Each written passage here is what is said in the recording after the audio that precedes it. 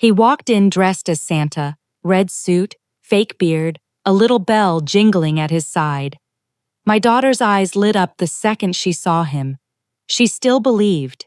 She still carried that fragile kind of hope only kids do. He handed her a bag and she ripped it open, waiting for magic. Instead, she found trash, crumpled wrappers, rotten orange peels. Then he dropped a lump of coal into her tiny hand and told her, "You were too bad to deserve a gift." My mother and sister burst out laughing, clapping like it was entertainment. And my daughter's face, God, it just crumbled right there under the Christmas lights. I didn't yell. I acted.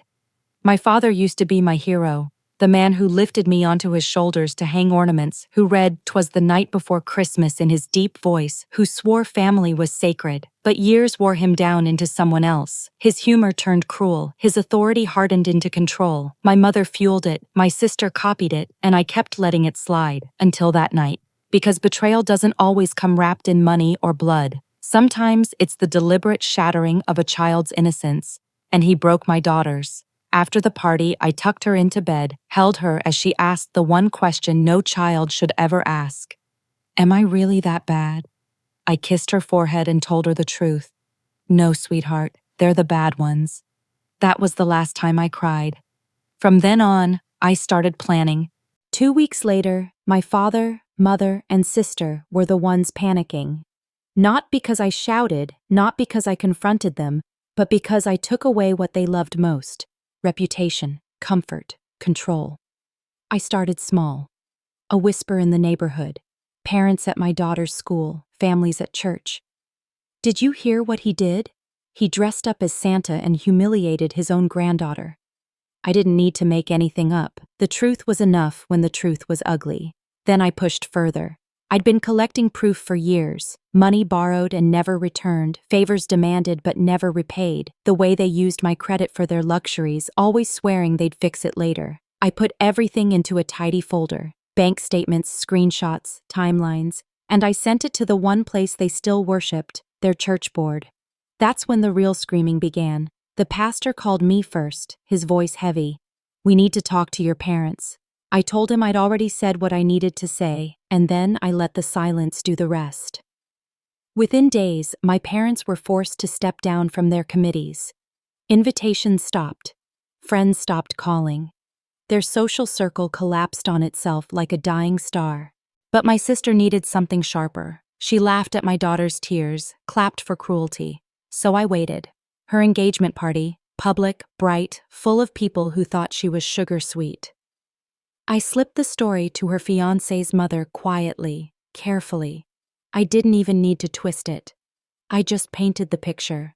A grown woman laughing while a child was humiliated by her own grandfather. By the end of the night, the ring was back in his pocket. Her screams echoed through the walls as I walked out. The real showdown came at their house. They called me over, desperate, demanding answers. My father slammed his fist on the table, his Santa-red face twisted in rage. "You ruined us." I met his glare calmly. "No, you ruined yourself. I just held up the mirror." My mother begged, my sister cursed. My father sat there trembling, crushed under the weight of his own cruelty. I stood, straightened my coat, and before walking out, I said the only words that mattered. "Next time you think about dressing up as Santa, remember, you don't get to decide who's been good or bad." They lost everything that truly mattered. Not money, they still had their house, their pensions, but the power, the respect, the influence, gone. The town saw them for what they were, petty tyrants. Now when they walk into church, people turn away. When my sister posts online, she's met with silence. And when Christmas rolls around, they sit in their house, unwelcome in mine. But my daughter, she still believes in Santa. Only now, Santa comes through me, quiet, gentle, leaving gifts that remind her she is loved beyond measure.